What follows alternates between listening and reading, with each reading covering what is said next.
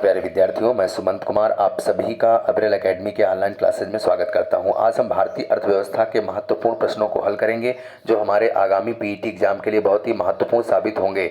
चलिए आइए शुरू करते हैं। आज का हमारा पहला प्रश्न है, कृषि में हरित क्रांति का जन्मदाता कौन माना जाता है? तो हरित क्रांति का जन्मदाता नॉर्मन ई बोरलॉग को माना जाता है। कृषि में हरित क्रांति का जन्मदाता किसे माना जाता है? नॉर्मन ई बोरलॉग को। भारत में हरित क्रांति का जनक किसे कहा जाता है? तो भारत में हरित क्रांति का जनक कहा जाता है एम एस स्वामीनाथन को। लेकिन विश्व में हरित क्रांति का जनक किसे कहा जाता है? तो आपका जवाब होगा नॉर्मन ई बोरलॉग। प्रश्न संख्या 2 की बात करें, ऑपरेशन फ्लड कार्यक्रम का संबंध जो है दुग्ध उत्पादन से है। तो ये कह रहा है कि ऑपरेशन फ्लड कार्यक्रम का प्रारंभ कब हुआ? तो ऑपरेशन फ्लड का कार्यक्रम जो शुरुआत हुई थी 1970 में हुई थी। भारत में ऑपरेशन फ्लड कार्यक्रम की शुरुआत कब हुई? 1970 में। ऑपरेशन फ्लड का जनक किसे कहा जाता है? तो ऑपरेशन फ्लड का जनक वर्गीज कुरियन को कहा जाता है। भारत में ऑपरेशन फ्लड का जनक किसे कहा जाता है? वर्गीज कुरियन को कहा जाता है। अगर बात करें दुनिया में सबसे दुग्ध उत्पादन में, तो वर्तमान में दुग्ध उत्पादन में कौन आगे है? इंडिया आगे है। अगर राज्यों की बात करें तो यूपी सबसे ज़्यादा सर्वाधिक दूध उत्पादन राज्य है। भारत में सर्वाधिक दूध उत्पादक राज्य कौन सा है? उत्तर प्रदेश। अगला जो प्रश्न है, देश भर में वस्तु एवं सेवा कर कब लागू किया गया? तो देश भर में वस्तु एवं सेवा कर 1 जुलाई 2017 को लागू किया गया। भारत में जीएसटी का जो मॉडल है वो कनाडा से लिया गया है। कहाँ से लिया गया है? कनाडा से लिया गया है। भारत में सबसे पहले किस राज्य में जीएसटी लागू हुई थी? तो भारत में सबसे पहले असम राज्य में जीएसटी लागू हुई थी। सबसे पहले असम राज्य में जीएसटी लागू हुई थी। प्रश्न संख्या अगर हम बात करें 4 की, राष्ट्रीय कृषि एवं ग्रामीण विकास बैंक की स्थापना किस समिति के सिफारिश पर की गई? अर्थात ये पूछ रहा है नाबार्ड बैंक। किस बैंक की स्थापना? ये कह रहा है नाबार्ड बैंक की स्थापना। ये नाबार्ड की बात कर रहा है, नाबार्ड बैंक की स्थापना किस समिति के सिफारिश पर की गई? तो नाबार्ड बैंक की स्थापना 12 जुलाई 1982 को 1982 को छठी पंचवर्षीय योजना में शिव रमन समिति की सिफारिश पर की गई। नाबार्ड बैंक की स्थापना जो है शिव रमन समिति की सिफारिश पर की गई। भारत में हरित क्रांति किस मामले में सर्वाधिक सफल रही? तो भारत में जो हरित क्रांति का जो सबसे ज़्यादा प्रभाव अगर पड़ा है तो गेहूं पर पड़ा है। इस विकल्प के हिसाब से गेहूं और चावल। तो भारत में हरित क्रांति का जो सर्वाधिक जो है प्रभाव पड़ा है वो किस फसल पर पड़ा हुआ? हरित क्रांति का गेहूं और चावल। विश्व में सर्वाधिक बोई जाने वाली खाद्यान्न फसल कौन सी है? तो जवाब हो जाएगा आपका चावल। क्या हो जाएगा? चावल एक जो है ऐसी फसल है जो विश्व में और भारत में सर्वाधिक क्षेत्रफल पर बोई जाने वाली फसल खाद्यान्न फसल कौन सी है? चावल। चावल एक प्रमुख खरीफ फसल है। चलिए, आर्थिक नियोजन किसका विषय है? अगला जो प्रश्न है जो ये कह रहा है आर्थिक नियोजन, तो आर्थिक नियोजन किसका विषय है? समवर्ती सूची का विषय है। आर्थिक नियोजन किसका विषय है? समवर्ती सूची का विषय है। बात करें अगर समवर्ती सूची तो ऑस्ट्रेलिया से ली गई है। प्रश्न संख्या 7, अगले जो प्रश्न की बात करें, प्रश्न संख्या 7, भारत में विदेशी निवेश करने वाला शीर्ष देश कौन सा है? अर्थात सबसे ज़्यादा जो एफडीआई किसकी है?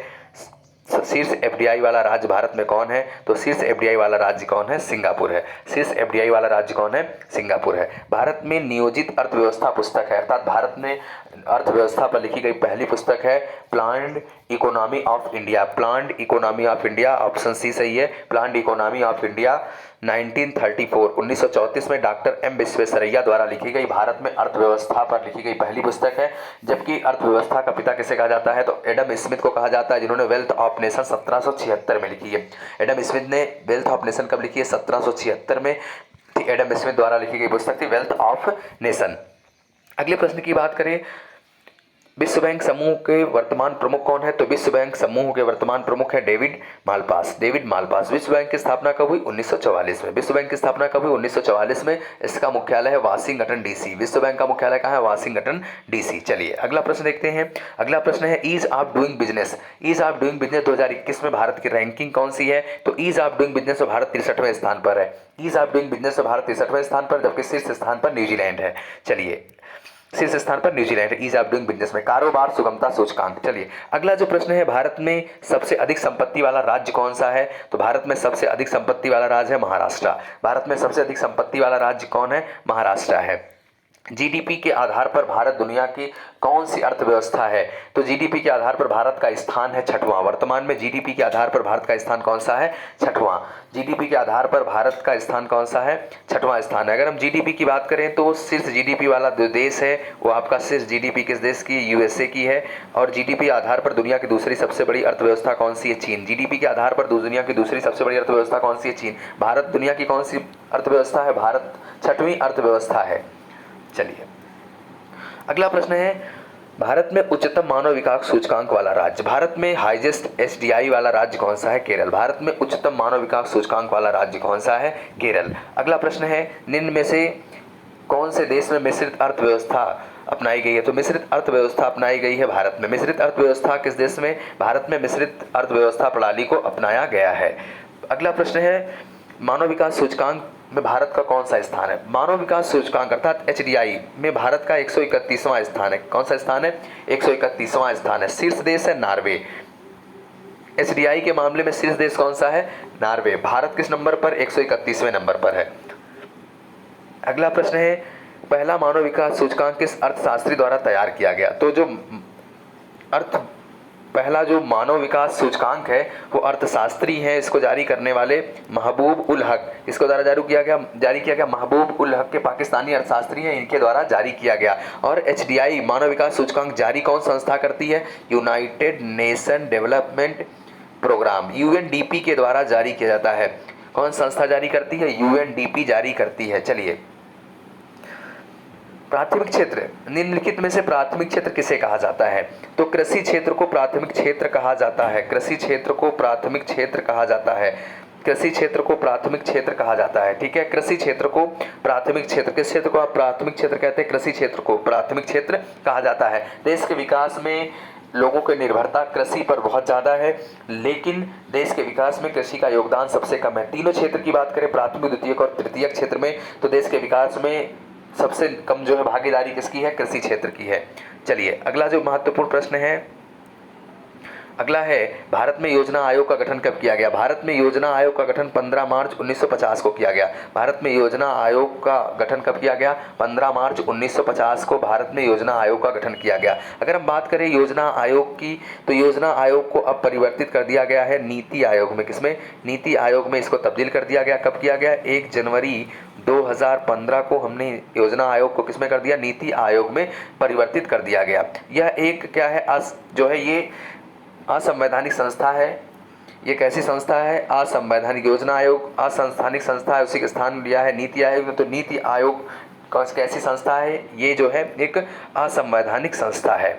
अगला प्रश्न है, भारत में राष्ट्रीय आय की गणना के लिए सर्वमान्य प्रमाणित संस्था है। तो भारत में राष्ट्रीय आय की जो गणना की जाती है वो केंद्रीय सांख्यिकी संगठन के द्वारा की जाती है।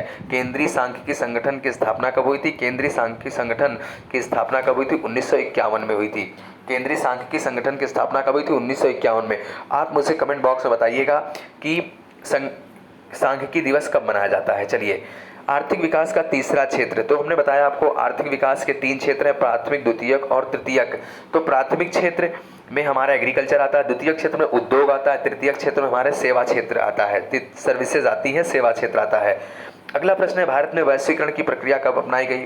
तो भारत में उदारीकरण या वैश्वीकरण की प्रक्रिया अपनाई गई 1991 में। भारत में उदारीकरण की प्रक्रिया कब अपनाई गई? 1991 में। पीवी नरसिम्हा राव उस समय प्रधानमंत्री थे, उन्हीं के समय में यह प्रक्रिया अपनाई गई, उदारीकरण 1991 में। चलिए अगला प्रश्न है, भारत में प्रचंड बेरोजगारी था छिपी हुई बेरोजगारी स्पष्ट हमें कहाँ दिखाई देती है? भाई छिपी हुई बेरोजगारी भारत में किसी क्षेत्र में दिखाई देती है? बार बार ये प्रश्न पूछा जाता है कि छिपी हुई बेरोजगारी भारत में किस क्षेत्र में दिखाई देती है? तो छिपी हुई बेरोजगारी कृषि के क्षेत्र में दिखाई देती है। अगला प्रश्न है, भारत में अर्थव्यवस्था के उदारीकरण का अग्रदूत किसे कहा जाता है? भारत में अर्थव्यवस्था में उदारीकरण का अग्रदूत डॉक्टर मनमोहन सिंह को कहा जाता है। किसे कहा जाता है? डॉक्टर मनमोहन सिंह को, क्योंकि उस समय जो उदारीकरण जो लाया गया था 1991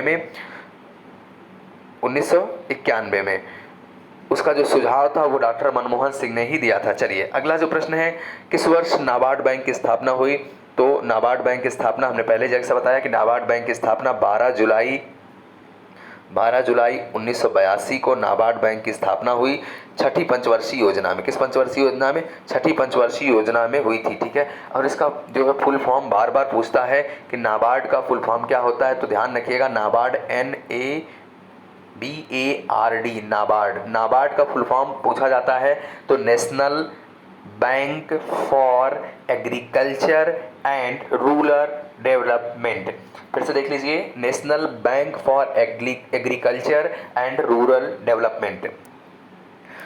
अगले प्रश्न की बात करें, भारत में सबसे प्राचीनतम विशाल उद्योग क्या है? तो भारत में सबसे प्राचीनतम विशाल उद्योग की अगर हम बात करें तो भारत में सबसे प्राचीनतम विशाल उद्योग सूती वस्त्र उद्योग रहा है, जिसकी शुरुआत 1818 में कोलकाता के पोर्ट ग्लोस्टर से, कहाँ से?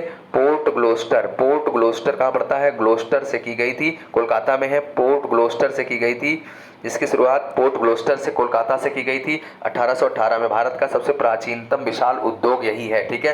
अगर हम जूट उद्योग की बात करें, जूट उद्योग की भी शुरुआत कोलकाता से की गई थी। जूट उद्योग सबसे ज़्यादा उत्पादक देश कौन सा है? तो जूट उत्पादन में सबसे अग्रणी देश भारत है। भारत में सर्वाधिक जूट उत्पादन कहाँ किया जाता है? तो भारत में सर्वाधिक जूट उत्पादन किया जाता है आपका पश्चिम बंगाल में। जूट को हम गोल्डन फाइबर के नाम से भी जानते हैं। चलिए, जूट को गोल्डन फाइबर भी कहा जाता है। अगला प्रश्न है, हरित क्रांति शब्द किसने प्रतिपादित किया? तो हरित क्रांति जो शब्द है ये प्रतिपादित किया था विलियम गार्ड ने। विलियम गार्ड के द्वारा यह हरित क्रांति शब्द प्रतिपादित किया गया, जबकि हरित क्रांति का जनक नॉर्मन बोरलॉग। भारत में हरित क्रांति का जनक MS स्वामीनाथन। नीली क्रांति का संबंध किससे है? तो नीली क्रांति का संबंध मत्स्य पालन से है। नीली क्रांति का संबंध किससे है? मत्स्य पालन से है। चावल निर्यात के मामले में भारत दूसरे स्थान पर है। शीर्ष स्थान पर चीन है। चावल निर्यात के मामले में शीर्ष स्थान पर कौन है? चीन है। उत्पादन के मामले में भी चीन नंबर 1 है और भारत जो है दूसरे स्थान पर है। चावल उत्पादक मामले में भारत किस स्थान पर है? दूसरे स्थान पर। भारत में सर्वाधिक चावल कहाँ होता है? वेस्ट बंगाल में। भारत में सर्वाधिक चावल उत्पादक राज्य कौन सा है? वेस्ट बंगाल। अगले जो प्रश्न है, कौन सा देश विश्व में गेहूं उत्पादन सर्वाधिक करता है? तो गेहूं उत्पादन के मामले में भी चीन नंबर 1 है और भारत नंबर 2 पर है। चीन नंबर 1 पर है, चीन शीर्ष पर है और भारत दूसरे स्थान पर है। भारत में सबसे ज़्यादा चावल का उत्पादन उत्तर प्रदेश में होता है। गेहूं का उत्पादन सबसे ज़्यादा कहाँ पर होता है? यूपी में। तो गेहूं उत्पादन में शीर्ष देश कौन सा? चीन। भारत दूसरे नंबर पर है। भारत में सर्वाधिक गेहूं उत्पादक राज्य कौन सा? यूपी। जबकि चावल उत्पादक राज्य है पश्चिम बंगाल। अगला जो प्रश्न है, खाद्य एवं कृषि संगठन का मुख्यालय कहाँ स्थित है? खाद्य एवं कृषि संगठन का मुख्यालय आपका जो है रोम में, इटली की राजधानी रोम में स्थित है। इसकी स्थापना कब हुई थी? 1945 में। खाद्य एवं कृषि संगठन का मुख्यालय कहाँ? रोम में। इसकी स्थापना कब हुई थी? 1945 में। अगला प्रश्न है, भारत में किसान क्रेडिट कार्ड योजना की शुरुआत ऑप्शन सी 1998 में की गई थी। अगला जो प्रश्न है, विश्व में दुग्ध उत्पादन में भारत किस स्थान पर है? तो भारत में हमने बताया आपको दुग्ध उत्पादन मामले में भारत पहले स्थान पर है। दुग्ध उत्पादन के मामले में भारत पहले स्थान पर है। अगला जो प्रश्न है, भारत में गेहूं का सर्वाधिक उत्पादन करने वाला राज्य, तो भी हमने आपको बताया है भारत में सर्वाधिक गेहूं उत्पादक राज्य कौन सा है? उत्तर प्रदेश। सबसे ज्यादा गेहूं उत्पादन भारत में कहाँ पर होता है? उत्तर प्रदेश में होता है। भारत में गरीबी हटाओ नारा किस पंचवर्षीय योजना में ये आया था? भाई ये बल दिया गया, जो है भारत में गरीबी हटाओ नारा किस पंचवर्षीय योजना के अंतर्गत दिया गया था? तो ये 5वीं पंचवर्षीय योजना के अंतर्गत दिया गया था। गरीबी हटाओ नारा जो है वो 5वीं पंचवर्षीय योजना के अंतर्गत दिया गया था। लेकिन इस पर जो है अगर पूछेगा कि गरीबी हटाओ नारा पर बल किस पंचवर्षीय योजना में दिया गया, तो बल हमने 6ठी पंचवर्षीय योजना में दिया था। लेकिन ये नारा जो आया था ये 5वीं पंचवर्षीय योजना में। कभी कभी पूछ लेता 6ठी पंचवर्षीय योजना की शुरुआत कब हुई? 6ठी पंचवर्षीय योजना की शुरुआत 1982 में हुई थी। 6ठी पंचवर्षीय योजना की शुरुआत कब हुई थी? 1982 में हुई थी। चलिए, अगला महत्वपूर्ण प्रश्न है, कृष्ण क्रांति का संबंध किससे है? कृष्ण क्रांति का संबंध हमारा खनिज तेल उत्पादन से है। चलिए, अगला जो महत्वपूर्ण प्रश्न है, भारत में प्रथम औद्योगिक नीति की घोषणा कब की गई? तो भारत में प्रथम औद्योगिक नीति की घोषणा 6 अप्रैल 1948 को की गई। भारत में प्रथम औद्योगिक नीति की घोषणा कब की गई? 6 अप्रैल 1948 को भारत में प्रथम औद्योगिक नीति की घोषणा की गई।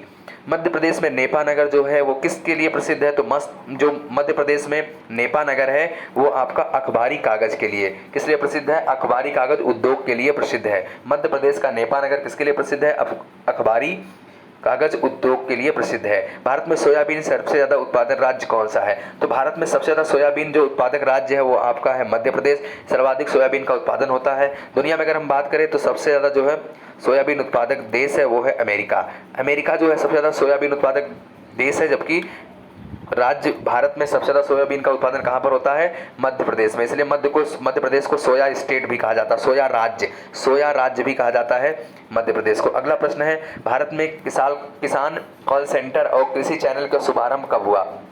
तो भारत में किसान कॉल सेंटर और कृषि चैनल का जो शुभारंभ हुआ था वो 2004 में हुआ था। कब हुआ था? 2004 में।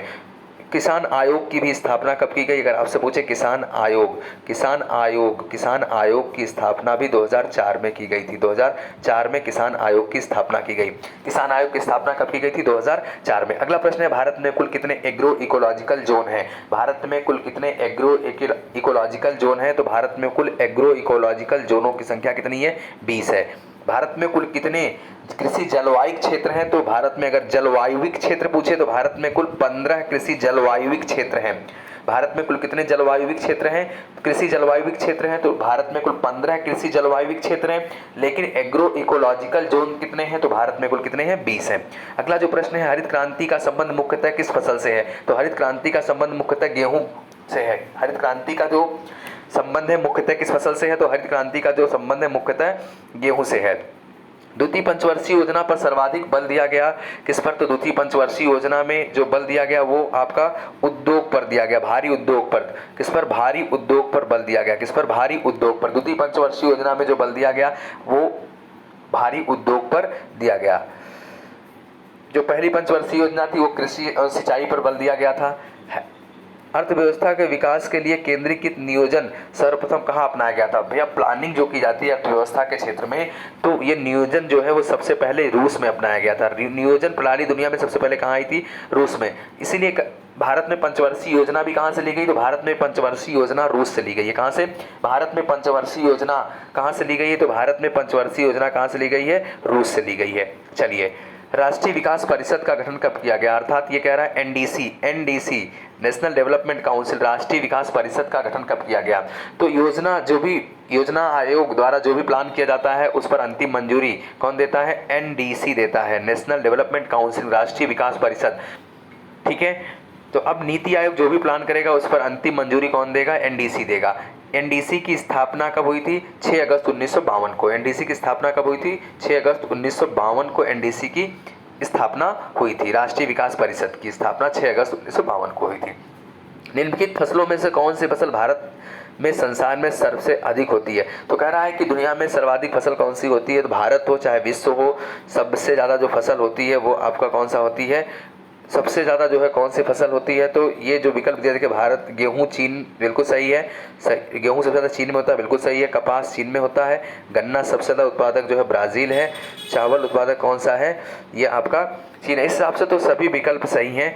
गेहूँ उत्पादक जो है चीन है। लेकिन अगर इस विकल्प के साथ देखें तो निम्नलिखित में कौन सी फसल भारत में संसार में सभी देशों में अधिक होती है? तो ये हटा दीजिए विकल्प। इस हिसाब से आपका चावल, सबसे ज़्यादा जो फसल होती है भारत हो या विश्व हो, सबसे ज़्यादा कौन सी फसल होती है? चावल होती है।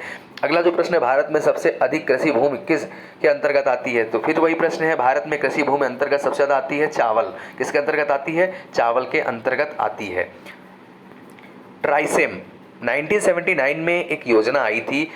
ये कार्यक्रम क्या था? इसका संबंध किससे है? तो इस कार्यक्रम के बारे में अगर हम बात करें तो ये कार्यक्रम जो है ग्रामीण युवाओं को रोजगार देने से संबंधित था। ट्राइसेम जो कार्यक्रम आया था इसका उद्देश्य था ग्रामीण युवाओं को रोजगार देना। कई बार ये पूछ लेता ट्राइसेम कार्यक्रम कब आया था? तो 1979 में आया था। चलिए, अगला जो प्रश्न है, भारत में मानव विकास सूचकांक तैयार करने के लिए किस पैरामीटर का उपयोग नहीं करते हैं? देखिए, मानव विकास सूचकांक जो तैयार करते हैं उसमें हम जीवन प्रत्याशा को शामिल करते हैं, ठीक है, प्रति व्यक्ति आय शामिल करते हैं, शिक्षा शामिल करते हैं, लेकिन हम देश की पर्यावरणिक स्थिति को शामिल नहीं करते। इसको हम शामिल नहीं करते हैं, इसे हम शामिल नहीं करते हैं। तो हमारा सही विकल्प हो जाएगा डी, देश की पर्यावरण स्थिति को शामिल नहीं किया जाता। जबकि हम एचडीआई में हम शामिल करते हैं जीवन प्रत्याशा को, फिर हम शामिल करते हैं प्रति व्यक्ति आय को, फिर हम शामिल करते हैं शिक्षा को। ये तीन जो है क्षेत्र को शामिल करते हैं, लेकिन हम देश के पर्यावरणिक स्थिति को शामिल नहीं करते। तो इस हिसाब से हम किसे शामिल नहीं करते हैं? देश की पर्यावरणिक स्थिति को। चलिए, अगला जो प्रश्न है,